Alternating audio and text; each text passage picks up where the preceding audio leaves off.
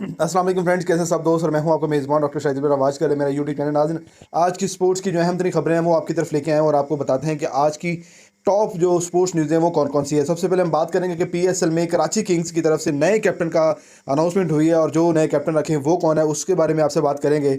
उसके बाद पाकिस्तान की जो टीम है वो ओडीआई की जो टीम है वो रिजवान की कप्तानी में न्यूजीलैंड पहुंच चुकी है तकरीबन, तो उस पर बात करेंगे। और उसके बाद हम बात करेंगे पीएसएल का ड्राफ्ट जो हुआ है उसमें बहुत सारे चेंजेस थोड़ी देखने में मिली हैं, उस पर बात करेंगे। और उसके बाद बांग्लादेश के साथ जो हमारी सीरीज़ होनी है उसमें एक बड़ा रद्दोबदल हुआ है वो आपसे शेयर करेंगे। और लास्ट में हम बात करेंगे तमीम इकबाल, जिसको आज ढाका जो प्रीमियर लीग में खेलते हुए मैच के दौरान जो है वो उसको हार्ट अटैक हुआ है। उसके बाद उसकी मौजूदा सूरत क्या है उस पर आपको मुकम्मल आगाही देंगे। तो नाज़रीन, सबसे पहले हम बात करते हैं कि पाकिस्तान सुपर लीग सीज़न जो 10 है उसमें पीएसएल में जो पीएसएल के जो ड्राफ्ट होना तो आज उसके हवाले से उसको पहले कहा जा रहा था कि ये जो है ये ऑनलाइन ड्राफ्ट होना है और इस ड्राफ्ट में कौन कौन से प्लेयर होंगे और कौन से सप्लीमेंट्री आपने जो पिक करने हैं तो उस बारे में आपको मैं तफसील से बताता हूँ। सबसे पहले अगर बात करते हैं कि इस्लामाबाद यूनाइटेड की तरफ से जो उनका प्लेयर था वेंडी एडुसन, वो उन्होंने अपनी कुछ मसरूफियात की वजह से उन्होंने कहा कि वो नहीं आ सकते, पीएसएल में अवेलेबल नहीं है। तो उनकी जगह पे जो सप्लीमेंट्री जो रिप्लेसमेंट हुई है एज तो वो एलेक्स कैरी हुए हैं। और आपको पता है कि एलेक्स कैरी ऑस्ट्रेलिया से बिलोंग करते हैं, wicket keeper batsman left hand का और आउटस्टैंडिंग बल्लेबाज हैं। अभी आपको पता है लाहौर में इनका जो इंग्लैंड के साथ मैच हुआ उसमें भी बड़ा शानदार उसने खेल पेश किया है। तो मेरे ख्याल में इस्लामाबाद यूनाइटेड ने बड़ा अच्छा पिक किया है और बेहतरीन जो प्लेयर है एलेक्स कैरी। लेकिन एक चीज़ थोड़ा सा डिस्टर्ब करेगी कि आपको पता है कि उनके पास ऑलरेडी पहले आजम खान है और विकेट कीपिंग वो करेंगे। आप मेरे ख्याल में या तो आजम खान जो है वो विकेट कीपिंग नहीं करेंगे, एज ए फील्डर खेलेंगे। एलेक्स कैरी आपको पता है कि वो फील्डर नहीं है, वो एज ए जो है वो विकेट कीपर ही खेलते हैं। तो बड़ी शानदार रिप्लेसमेंट उन्होंने ली है।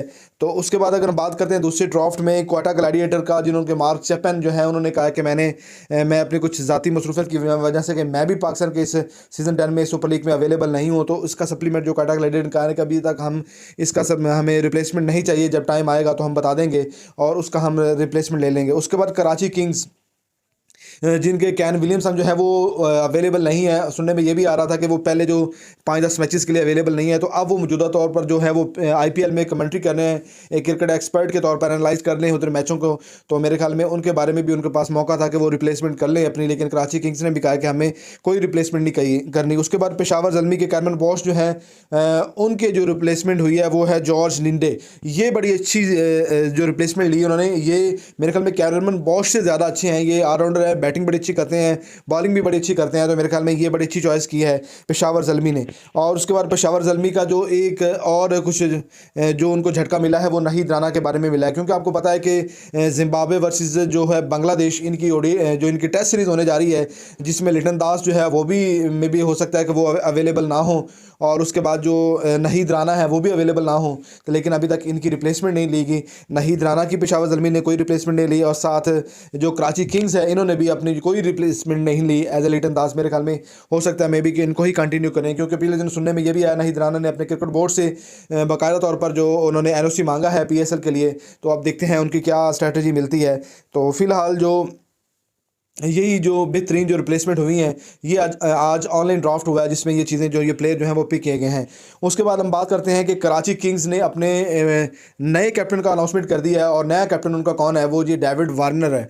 और शान मसूद की छुट्टी हो चुकी है और डेविड वार्नर को लाने का मकसद ये है कि एक बड़ा खिलाड़ी है, जब वो इस टीम को लीड करेगा तो मेरे ख्याल में उसकी एक टीम की हाइप एक अलग बन जाती है। आपको पता है पिछले तमाम 3 से 4 जो ऐसे इवेंट हो चुके हैं पीएसएल में जिसमें कराची वो डे बाई डे जो वो डीप होती गई है, लेकिन अभी तक ऊपर उठी नहीं है।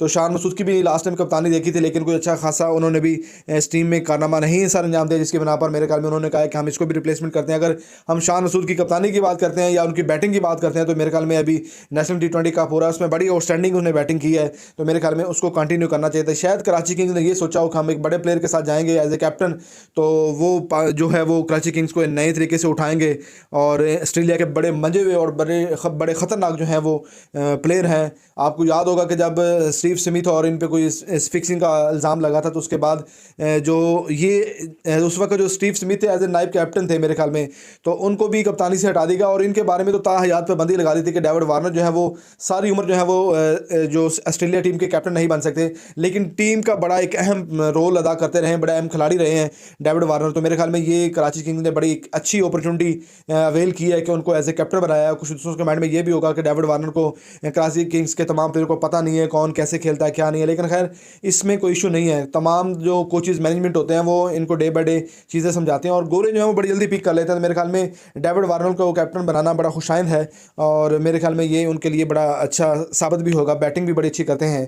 उसके बाद नाज़रीन बात करते हैं कि पाकिस्तान ओडीआई की जो टीम है रिजवान की कप्तानी में वो जो है वो 16 घंटे का तवील सफ़र करने के बाद अब वो पहुंच चुकी है न्यूजीलैंड, जहां पर अब आज का दिन वो मुकम्मल आराम करेंगे और उसके बाद अपने ट्रेनिंग सेशन का आगाज़ करेंगे। उसके बाद फिर ओडीआई सीरीज़ होगी और तमाम प्लेयर जब उधर पहुंचे हैं तो बाबर आजम भी थे, उसके बाद इमामुल हक, रिजवान, नसीम शाह और बाकी तमाम प्लेयर भी जो पहुंचे हैं तो उनका बड़ा शानदार इस्तकबाल भी किया गया। बहुत सारे इनके जो फैंस थे उन्होंने आके इनके साथ सेल्फियाँ वगैरह भी ली और पिक्चर्स वगैरह भी बनाई हैं।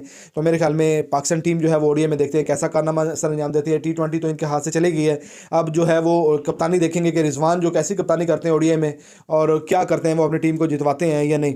तो नाज़रीन उसके बाद हम बात करते हैं कि पाकिस्तान वर्सेस बांग्लादेश जो PSL के फ़ौरन बाद जो सीरीज़ होनी थी उसमें एक बड़ी चेंजेस नज़र आई है। वो चेंजेस क्या है कि जो बांग्लादेश क्रिकेट बोर्ड है उन्होंने ये सोचा है कि अब हम आगे आने वाले एशिया कप और T20 वर्ल्ड कप जो है वो दोनों ही T20 फॉर्मेट में है। तो उन्होंने कहा कि हम आपस में अगर ये मशवरा करें कि ओडीआई को एक दफ़ा साइड पर कर देते हैं तो हम क्या करते हैं, हम 5 मैचों की T20 सीरीज़ करवा देते हैं जिस पे दोनों टीमों ने बड़ा दोनों क्रिकेट बोर्ड ने एग्री किया है, रजामंदी जाहिर की है। तो उन्होंने कहा कि हम खेलने के लिए तैयार हैं। तो मेरे ख्याल में ये बड़ा अच्छा साइन है कि दोनों टीमों के जो कॉम्बिनेशन है वो बड़े अच्छे बन जाएंगे। अगर हम पाकिस्तान की बात करते हैं T20 में तो वो 7वें नंबर पे है और अगर बांग्लादेश की बात करते हैं तो वो 9वें नंबर पे है।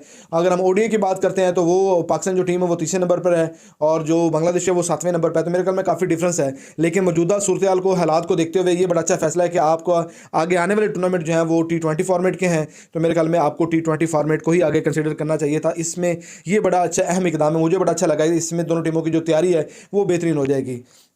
और लास्ट में हम बात करेंगे तमीम इकबाल आज ढाका प्रीमियर लीग में एज एक मैच खेलते हुए, उनका जो एक मैच था ढाका प्रीमियर लीग में उसके दौरान उनको अचानक सीने का दर्द शुरू हुआ और उसके बाद उनको स्वेर किस्म का जो है वो हार्ट अटैक हुआ। उसके बाद उनको करीबी जो है वो हॉस्पिटल के ICU में शिफ्ट कर दिया गया और उनके भी जो सूरत मौजूदा सूरत है वो काफ़ी बेहतर फील की जा रही है कि पहले तो उनकी कंडीशन काफ़ी ज़्यादा ख़राब थी। ICU में तमाम डॉक्टर और नर्सिस वगैरह जो उसके पास थे और वो बेहोश भी थे और उसका ट्रीटमेंट जारी रहा है। तो मेरे ख्याल में अगर तमीम इकबाल की बात करें तो बहुत ज़बरदस्त खिलाड़ी हैं और बेशुमार उन्होंने अपने जो क्रिकेट के हवाले से अपने लोग जिनको क्रिकेट फैंस के दिलों में बड़ी जगह बनाई है और बड़े कूल माइंड और बेहतरीन स्टाइलिश बल्लेबाजी मैं कहूँगा, बड़ी अच्छी बैटिंग करते हैं। अभी जो बांग्लादेश प्रीमियर लीग हुई उसमें भी बड़ा बेहतरीन उन्होंने परफॉर्म किया है, उनकी टीम जो है वो टाइटल भी जीती है। तो मेरे ख्याल में ये काफ़ी सारी एजाज़ की बात होती है। पहले वो तमाम लोगों के दिलों में जो है वो एक एज ए फ़ैन जो है वो बड़ा रिस्पेक्टेबल जगह रखते थे। तो मेरे ख्याल में आज उनको ढेर सारी दुआओं की ज़रूरत है। तो मेरे ख्याल में आज की जो कंडीशन थी, आज का जो मैटर था जब उनको हार्ट अटैक हुआ और करीबी हॉस्पिटल में लेके गए और जहां पर तमाम डॉक्टर नर्सिस ने अपनी बेहतरीन उनको जो सहूलियत फराम किया, मेरे ख्याल में काफ़ी बेहतर है। लेकिन अभी भी उनको ICU में रखा गया है और उनकी जो मॉनिटरिंग है वो डे बाय यानी कि वो टाइम बाय टाइम जो होती जा रही है।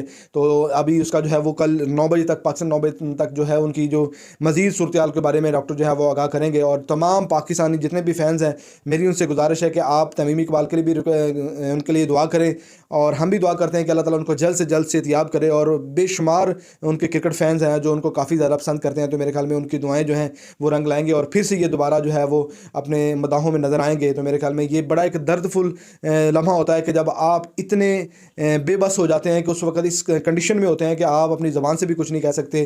तो आज जो उनकी वीडियो मैंने देखी है वो वीडियो आपको मैं दिखा भी रहा हूँ, तो उसमें भी बिल्कुल वो बेहोश पड़े होते और काफ़ी ज़्यादा जो डॉक्टर का रश था उनके ऊपर था। तो मेरे ख्याल में अभी तक उनकी जो मौजूदा सूरत हाल है वो काफ़ी बेहतर है, लेकिन डॉक्टर ने कहा है कि अभी वो ख़तरे से खाली नहीं है, अभी भी ख़तरा जो है वो मंडला रहा है। तो मेरे ख्याल में उनको ICU में रखा गया है और मुकम्मल जो है वो मिनट बाय मिनट जो उनकी अपडेट है वो ली जा रही है। उनके बारे में बताया जा रहा है कि अगर कुछ ऐसा मामला होता है तो उनको हम फ़ौरन तौर पर हैंडल करेंगे और बड़ी तमाम चीज़ें जो हैं वो बड़ी हंगामी बुनियाद पर जो हैं उनको एक्टिव किया गया है। तो आई होप कि वो जल्दी रिकवर करेंगे और अपने मदाहों में होंगे। तो दोस्तों ये थी आज की तमाम स्पोर्ट्स की ब्रेकिंग न्यूज़ जो मैंने आपसे शेयर की। उम्मीद करता हूं दोस्तों आपको पसंद आएंगी। लास्ट पे आपसे रिक्वेस्ट करते हैं कि चैनल को सब्सक्राइब जरूर कीजिएगा, प्रेस द बेल आइकन ताकि नई आने वाली तमाम वीडियो को टाइम पे मिलते रहे। इसी के साथ अपने मेज़बान डॉक्टर शाहिद दिलबर को इजाज़त दीजिएगा। अल्लाह निगहबान।